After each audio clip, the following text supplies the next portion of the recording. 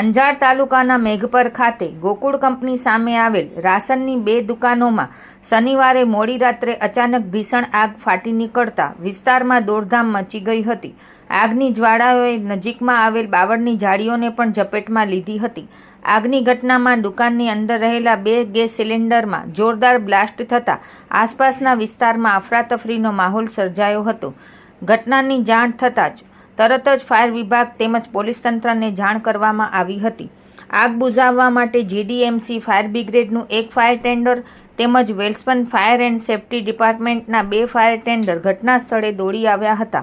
Fire ફાઇટરોએ ભારે જહેમત બાદ મોડી રાત્રે આગ પર કાબૂ મેળવી વધુ નુકસાન અટકાવ્યું હતું.